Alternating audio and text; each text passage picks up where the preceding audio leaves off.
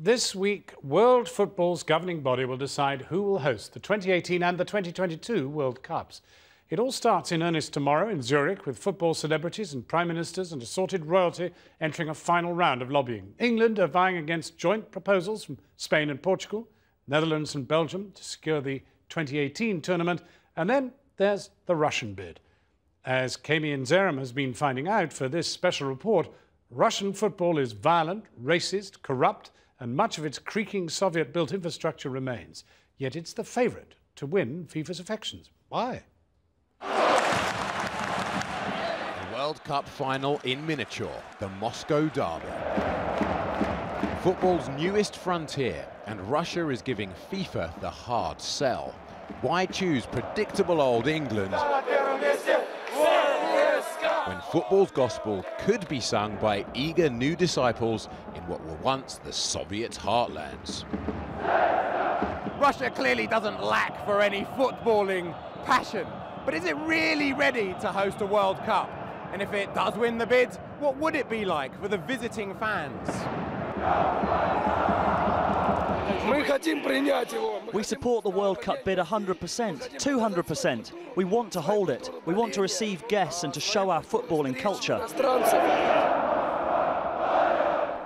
FIFA says its core goal is, through football, to touch the world and build a better future. But what if the World Cup's 2 billion television viewers tuned in to this?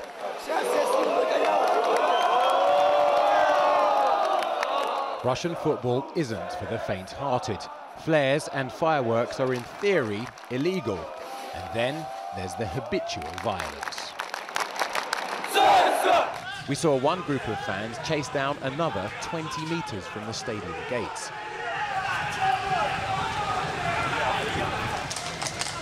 Mounted police forced them back.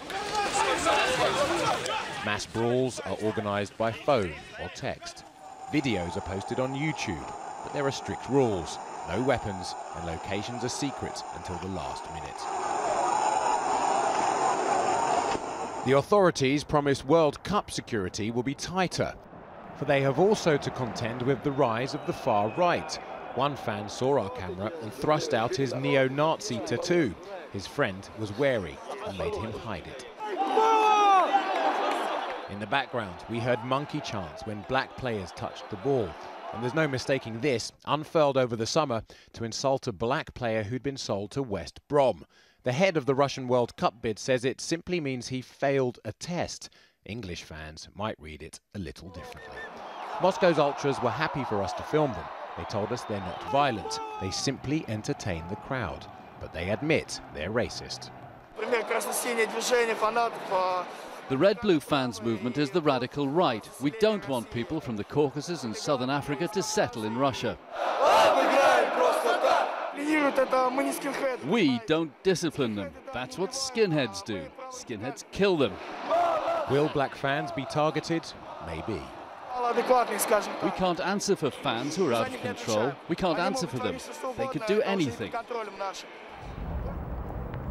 I met these foreign students at Moscow's Friendship University. They say times have changed since their parents came to study here in the 70s.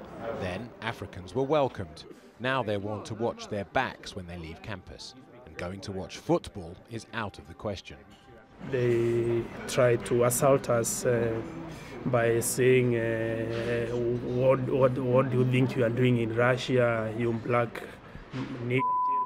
I would love to go and watch football when in my free time, but there is the possibility of being attacked. While hate crime in general is falling, Africans report a threefold rise. Noel Maganga was stabbed in the back one night. He never saw who did it. But a Russian World Cup, he says, hey, it'll bring people together. I know the culture, and if Russia hosts it, I'll be very glad. I'll be able to watch it, and it will be like it's my own. Memorials to the Russians who died fighting Nazis light the capital. The country will have 8 years to persuade black World Cup fans they will be safe. There is a problem of racism in Russian football. There is no doubt about that. And the problem is rather serious. It doesn't mean the World Cup must not come to Russia. The World Cup offers an opportunity. It could be a catalyst for some positive change. But it's the rotting Soviet-built infrastructure that Russia says FIFA could really help transform. Dynamo Moscow's ground lies in ruins. They're promised a new one if Russia wins the bid. Sports analyst Alexander Bubnov played here many times and for the USSR at the Mexico World Cup. But, he warns, although Russia has thrown off its communist past, it still can't be trusted to deliver. There is no infrastructure whatsoever. For that reason, Russia lost their bid to host the European Cup back in 2004. Since then, things have got worse. I'm not against my country. I just want the World Cup to be successful. And, warns Mr. Bubnov, there's another reason FIFA should think twice. Corruption. In politics, in business, and in football. Even referees. Sergei Husseinov has officiated cup finals and internationals. He says some years ago he was offered $100,000 to fix a Moscow derby by one of the team bosses. And he claims these days his colleagues don't get work unless they take bribes. Да, конечно, так до сих пор и происходит. Yes, it's still happening. Unfortunately, that's how things have developed. If a referee doesn't do what he has been told to by his bosses, he risks losing his license. What proportion of matches are affected by corruption? Significantly more than half. The Russian FA concede they and their clubs have work to do. Development money is flooding into the game now from energy companies and oligarchs. Lukoil sponsors Spartak Moscow. Their owner is worth $5.5 billion. Corruption, he's dealing with it. It wouldn't be honest to say that we don't have problems with corruption. But in the past 5 years, we've made huge progress, and negative factors like match fixing are beginning to disappear. Football is getting cleaner, believe me. Today's WikiLeaks revelations may describe the country as a virtual mafia state, but there's undeniably a new swagger about town.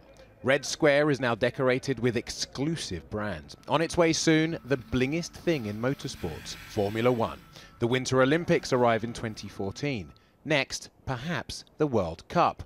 If South Africa and then Brazil could persuade FIFA, why not Russia? The tournament in 2018 could open the Russian football market, which is in the interest of football everywhere. Our government has given an unprecedented guarantee. Everything will be built on time and to the highest standards. And Russia has run a slick campaign, the government promising £100 billion of World Cup-related investment. New roads, new stadiums, new airports and railways. The very issues FIFA's technical experts said were letting Russia's World Cup bid down. One of the weak points of Russia's bid is the country's overstretched transport network.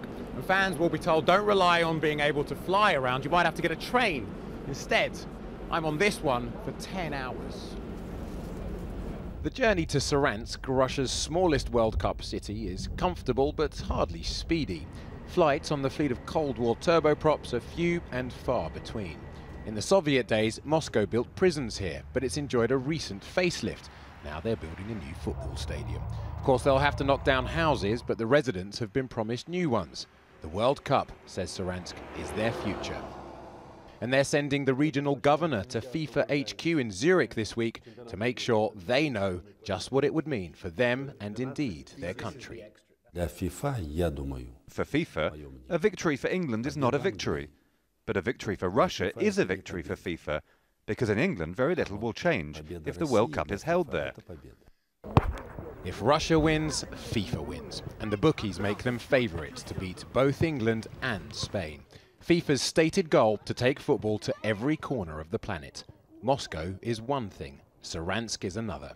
For the wannabe international stars at the Youth Academy, it could mean playing in a World Cup in what was once the heart of the Soviet Union. Russia's hopes now travel with their Zurich-bound delegation. On Thursday, FIFA decides. Kami Enzerim, Channel 4 News, Russia.